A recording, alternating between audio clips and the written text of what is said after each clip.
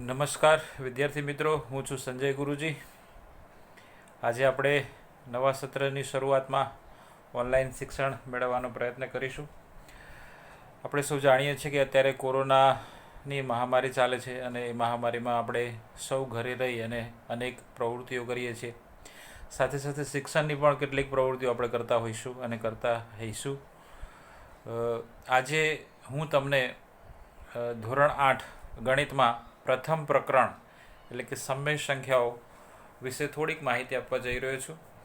આશા રાખું છું કે તમને ગમશે. વિદ્યાર્થી મિત્રો, આપણે સૌ જાણીએ છીએ કે ગણિતને નામ સાંભળતા જ વિદ્યાર્થીઓ ડરવા લાગે છે, પણ હકીકતમાં એવું નથી. ગણિત એ બિલકુલ સરળ વિષય છે. જો આપણે એને ધ્યાનપૂર્વક ખૂબ મહેનતથી, પરિશ્રમથી સ્વીકારીએ, એની પાછળ મહેનત કરીએ તો ગણિત પણ બિલકુલ સરળ હોય છે અને સરળતાથી હું તમને શીખવાડવા માટે પ્રયત્ન કરું છું. આશા રાખું છું કે તમને કંઈક એમાંથી પ્રેરણા મળશે અને તમે આ વિષયમાં આગળ વધશો. સમય સંખ્યાઓ તો આપણે અત્યાર સુધી ઘણી બધી સંખ્યાઓ શીખ્યા છીએ. હવે આપણે સમય સંખ્યાઓ તરફ જવાનું છે. તો સમય સંખ્યા તરફ જતાં પહેલાં મારે તમને થોડાક પુનરાવર્તન તરફ લઈ જવા છે. તો તમે આગળના ધોરણમાં શીખી ગયા સમીકરણ. આપણે સૌ જાણીએ છીએ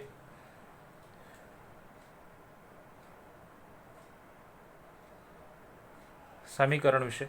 હું એક સમીકરણ લખું છું, x વત્તા 2 બરાબર 13. x વત્તા 2 બરાબર 13. અહીંયા મારે એક્સનો ઉકેલ મેળવવો છે. તો હું મૂકીશ કે એક્સ બરાબર 13 વત્તા 2 ને બરાબરને આ બાજુ લઈએ એટલે માઇનસ થઈ જાય, એટલે આવશે -2. માટે એક્સ બરાબર આપણને કિંમત મળશે 11. તો આપણને એક કિંમત મળી, એક્સ બરાબર 11. હવે હું એક્સની ડાબી બાજુ 11 મૂકી દઉં અહીંયા, તો 11 પ્લસ 2 એટલે 13 થશે અને બંને બાજુ 13 એટલે બરાબર સમીકરણની સંતુલિતતા જળવાઈ રહે છે. હવે આપણે સમજીએ કે 11 એ કઈ સંખ્યા કહેવાય. 11 વિશે મારે કહેવું હોય તો 11 એ કઈ સંખ્યા કહેવાય. તો આપણે આ સંખ્યાનું નામ આપીએ છીએ, આપણે અગાઉ 6ઠ્ઠા ધોરણમાં શીખી ગયા. આપણી પાસે એનું નામ છે પ્રાકૃતિક સંખ્યાઓ. પ્રાકૃતિક સંખ્યાઓને અંગ્રેજીમાં આપણે કહીશું નેચરલ નંબર. NATURAL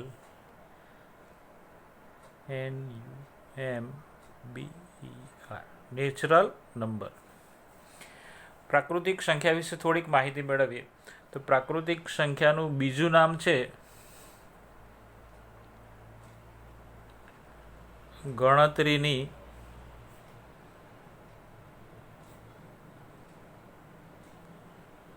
સંખ્યાઓ. પ્રાકૃતિક સંખ્યાને આપણે ગણતરીની સંખ્યાઓ તરીકે પણ ઓળખીશું. પ્રાકૃતિક સંખ્યાઓ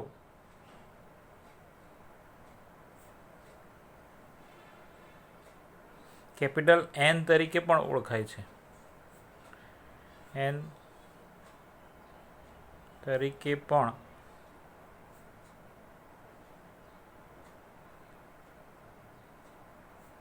ઓળખાય છે. પ્રાકૃતિક સંખ્યાની વાત કરીએ વિદ્યાર્થી મિત્રો, તો પ્રાકૃતિક સંખ્યામાં આપણે 1, 2, 3, 4, 5 એમ અસંખ્ય પ્રાકૃતિક સંખ્યાઓ આપણને મળતી હોય છે. આપણે લખી શકીએ કે અસંખ્ય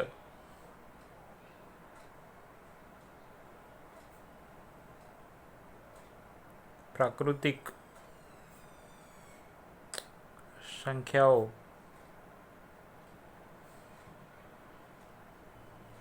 જોવા મળે છે.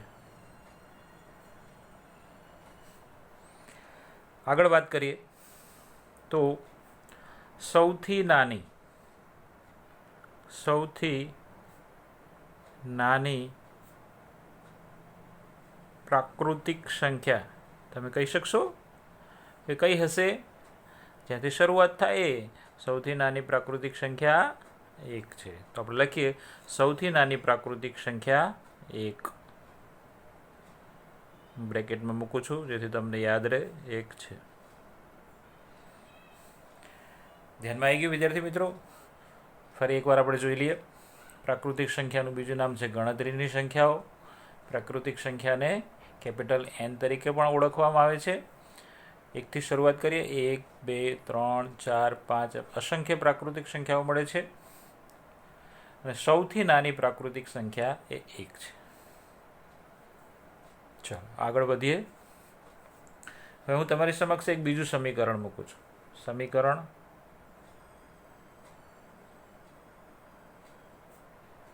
બીજું એક મૂકું છું, એને સમજવાનો પ્રયત્ન કરીએ.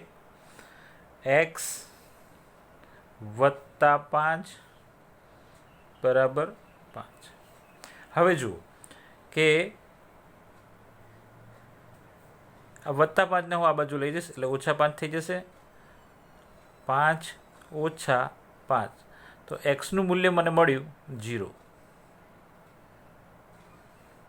એક્સ બરાબર કેટલા મળ્યા વિદ્યાર્થી મિત્રો? 0. તો હવે હું આ એક્સની જગ્યાએ 0 મૂકું તો 0 વત્તા 5 એટલે 5 બરાબર 5 એટલે સમીકરણની સમતુલિતતા જળવાય. તો ફરી મને અહીંયા એક્સનું મૂલ્ય મળ્યું છે 0. તો 0 એ કેવી સંખ્યા છે એ હવે આપણે સમજવાનો પ્રયત્ન કરીએ. આપણે પ્રાકૃતિક સંખ્યાઓ જોઈ ગયા. હવે આપણે જોઈશું પ્રાકૃતિક સંખ્યા પછીની સંખ્યાઓ આવે છે કંઈક અધૂરું છે એને આપણે પૂર્ણ કરીએ એટલે એનું નામ હું આપીશ પૂર્ણ સંખ્યાઓ. બરોબર. પૂર્ણ સંખ્યાઓને અંગ્રેજીમાં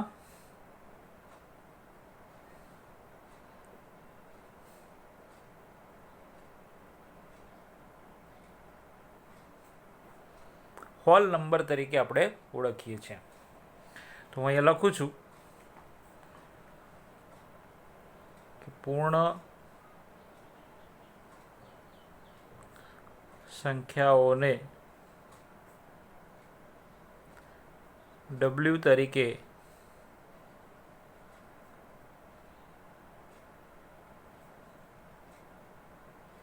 ઓળખવામાં આવે છે. બીજી વાત કરીએ તો પૂર્ણ સંખ્યાની શરૂઆત ક્યાંથી થશે? હા, શૂન્યથી. 0, 1, 2, 3, 4, 5. પૂર્ણ સંખ્યાઓ પણ આપણને કેવી મળે છે? અસંખ્ય. તો આપણે લખીશું તે પણ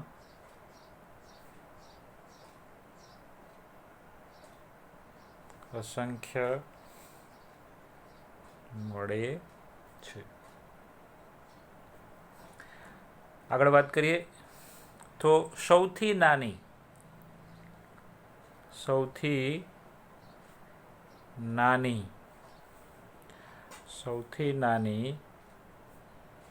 પૂર્ણ સંખ્યા તમે કહી શકશો ક્યાંથી શરૂઆત થાય છે?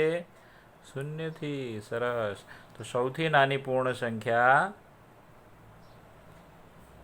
0, એને હું બ્રેકેટમાં મૂકું એટલે તમને દેખાય 0 છે.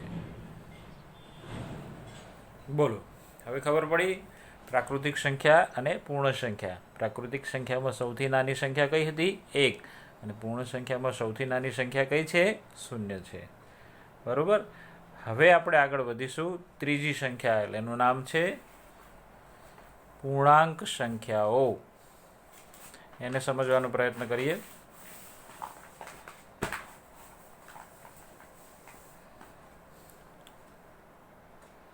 એ પહેલાં હું તમને એક સમીકરણ દ્વારા સમજાવવાનો પ્રયત્ન કરું. મારી પાસે એક સમીકરણ છે x plus 18 is equal to 5. બરાબર. હવે એક્સનું મૂલ્ય શોધવું હોય મારે તો x બરાબર વત્તા 18ને હું આ બાજુ લઈ લઉં એટલે 5 ઓછા 18, તો એક્સનું મૂલ્ય મને શું મળશે? -13. એક્સનું મૂલ્ય શું મળ્યું? -13 અથવા -13. એક્સની જગ્યાએ હું -13 મૂકું તો તમે સમજી શકો કે 18માંથી -13 બાદ કરીએ તો 5 આવે, એટલે 5 બરાબર 5, એટલે કે ડાબી બાજુ બરાબર જમણી બાજુ થાય, એટલે સમીકરણની સંતુલિતતા જળવાય છે. તો આપણને અહીંયા માઇનસ સંખ્યા મળી, ઋણવાળી. તો ઋણવાળી સંખ્યાઓ શામાં આવશે? તો આપણે જોઈએ તો સંખ્યાઓનું નામ છે પૂર્ણાંક સંખ્યાઓ. પહેલી જોઈ પ્રાકૃતિક, બીજી જોઈ પૂર્ણ અને ત્રીજી જોઈશું આપણે પૂર્ણાંક સંખ્યાઓ. બરોબર ને? સારું. તો પૂર્ણાંક સંખ્યાઓમાં કયા કયા પ્રકારની સંખ્યાઓ આવશે? તો આપણે લખીએ કે ભાઈ પૂર્ણાંક સંખ્યાઓમાં ધન પૂર્ણાંક,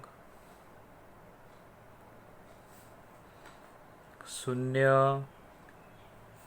અને ઋણ પૂર્ણાંકનો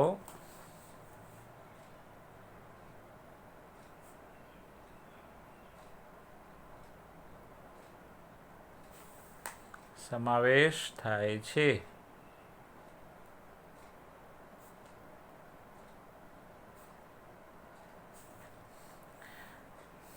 બરોબર? ધન પૂર્ણાંક, શૂન્ય અને ઋણ પૂર્ણાંક સંખ્યાઓનો સમાવેશ થતો જોવા મળે છે અથવા થાય છે. હવે આપણે લખીએ તો અહીંયા શૂન્ય પણ છે, તો આપણે લખી શકીશું કે શૂન્ય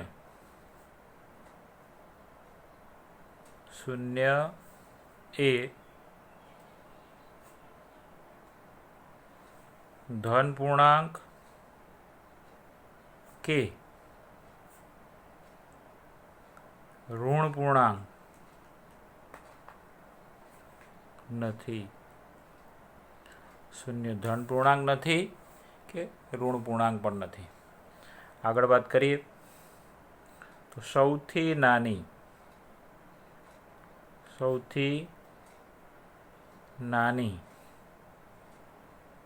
ધન પૂર્ણાંક સંખ્યા તમે કહેશો કઈ હશે? સૌથી નાની ધન પૂર્ણાંક સંખ્યા 1. સરસ. સૌથી નાની ધન પૂર્ણાંક સંખ્યા 1 છે. આગળ વધીએ. સૌથી મોટી ઋણ પૂર્ણાંક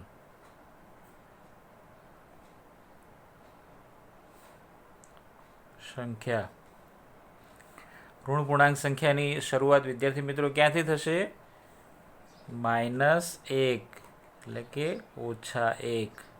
તો આપણે કહી શકીએ કે સૌથી મોટી ઋણ પૂર્ણાંક સંખ્યા 1 છે. ધ્યાનમાં આવી ગયું? શું સમજ્યા તમે? પૂર્ણાંક સંખ્યાઓમાં ફરી એકવાર આપણે તાજું કરી લઈએ તો ધન પૂર્ણાંક, શૂન્ય અને ઋણ પૂર્ણાંકનો સમાવેશ થાય છે. શૂન્ય એ ધન પૂર્ણાંક કે ઋણ પૂર્ણાંક નથી. સૌથી નાની ધન પૂર્ણાંક સંખ્યા 1 છે અને સૌથી મોટી ઋણ પૂર્ણાંક સંખ્યા -1 છે.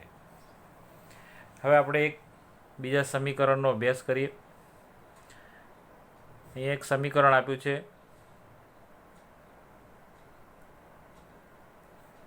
2x = 3. અહીંયા મારે એક્સનું મૂલ્ય શોધવું હોય તો 2x સાથે ગુણાકારમાં છે. તો વિદ્યાર્થી મિત્રો ગુણાકારમાંથી હું આ બાજુ લઈ જવું હોય તો ભાગાકારના ચિહ્નમાં આવે. તો x બરાબર શું થશે? 2 ગુણાકારમાંથી 3ના ભાગાકારમાં આવી જાય એટલે 3/2. બીજું એક સમીકરણ સમજવાનો પ્રયત્ન કરીએ. 5x વત્તા 7 = 0. સમજીએ. આ વત્તા 7ને હું આ બાજુ લઈ જાઉં એટલે 5x બરાબરની આ બાજુ લઈએ એટલે નિશાની બદલાઈ જાય, -7. ફરી અહીંયા 5 ગુણાકારમાં છે એટલે આ બાજુ આવશે એટલે ભાગાકારમાં જતા રહેશે. તો x બરાબર -7 ભાગ્યા 5. હવે અહીંયા તમે જોઈ શકો છો મેં 2 સમીકરણ લીધા અને બંને સમીકરણના ઉકેલ મેળવવા માટેનો મેં પ્રયત્ન કર્યો. તો તમે સમજી શકો છો કે પહેલા સમીકરણમાં એક્સનું મૂલ્ય મને મળ્યું 3/2 અને બીજા સમીકરણમાં એક્સનું મૂલ્ય કેટલું મળે છે? -7/5.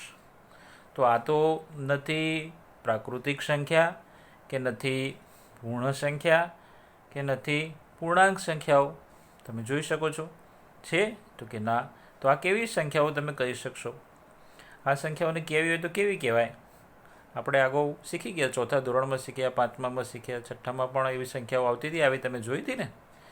તો બોલો કઈ સંખ્યા હશે આ? તો આ સંખ્યાઓને મારે કેવી હોય તો આ સંખ્યાને કેવી હોય તો અપૂર્ણાંક સંખ્યાઓ. અપૂર્ણાંક સંખ્યા અને આ છે એનું અપૂર્ણાંક સ્વરૂપ. અપૂર્ણાંક સ્વરૂપ તમે આગળના ધોરણમાં શીખી ગયા, પણ ફરી હું તમને એકવાર થોડું તાજું કરાવી દઉં. 3ને આપણે અંશ કહીશું અને 2ને આપણે છેદ કહીશું. અંશ અને છેદ સ્વરૂપની સંખ્યા છે એટલે આપણે એને અપૂર્ણાંક સંખ્યા તરીકે ઓળખીએ. આ અપૂર્ણાંક સંખ્યાઓ આપણને કઈ તરફ લઈ જાય છે? એક નવી જ સંખ્યાના અભ્યાસ તરફ. એટલે અપૂર્ણાંક સંખ્યાઓ આપણને સમમેય સંખ્યા તરફ લઈ જાય છે. કઈ સંખ્યા તરફ લઈ જાય છે? સમમેય સંખ્યા તરફ લઈ જાય છે, જે આપણા પ્રકરણનું નામ છે, જે આપણે પ્રકરણ ભણવાનું છે એનું નામ છે સમમેય સંખ્યાઓ. ચલો હવે આપણે સમમેય સંખ્યાઓ વિશે વાત કરીએ. ખબર પડે છે ને મિત્રો?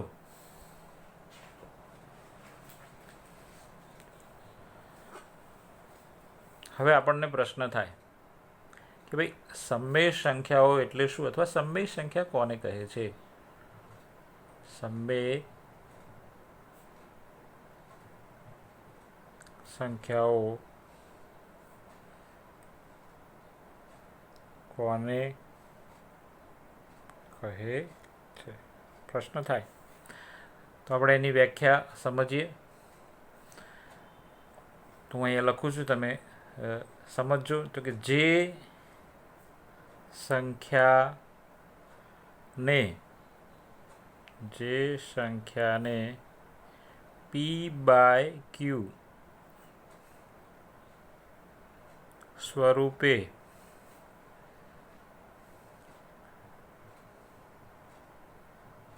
લખી શકાય, જે સંખ્યાને p/q સ્વરૂપે લખી શકાય તેવી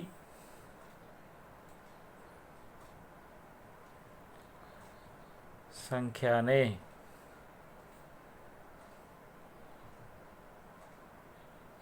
સમમેય સંખ્યા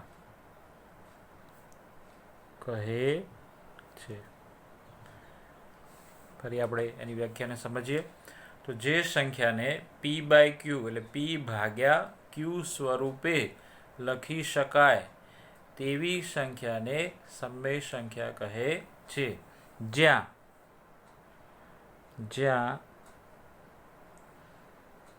p અને q એ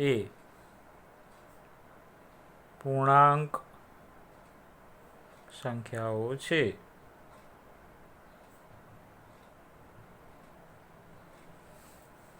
અને q કેવી છે? તો q is not equal to 0. q 0 નથી. ઉદાહરણ તરીકે હું કેટલીક સંખ્યાઓ લખું છું અહીંયા વિદ્યાર્થી મિત્રો. -2/3, 6/7, શૂન્ય, -2, 4 વગેરે વગેરે. આ તમામ સંખ્યાઓને આપણે કેવી સંખ્યાઓ કહીશું? સમય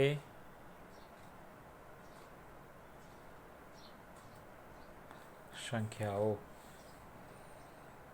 આશા રાખું છું ધ્યાનમાં આવ્યું હશે. ફરી એકવાર જોઈ લઈએ તો સમય સંખ્યા કોને કહેવાય? તો જે સંખ્યાને p/q સ્વરૂપે લખી શકાય તેવી સંખ્યાને સમય સંખ્યા તરીકે આપણે ઓળખીશું.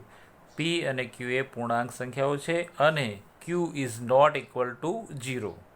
કેટલાક ઉદાહરણ મેં અહીંયા દર્શાવ્યા છે. તો -2/3, 6/7, 0, -2 અને 4 એ સમય સંખ્યાઓ છે. પ્રાકૃતિક સંખ્યાઓને પણ સમય સંખ્યાઓ કહી શકાય અને પૂર્ણ સંખ્યાને પણ સમય સંખ્યા તરીકે આપણે ઓળખી શકીએ છીએ.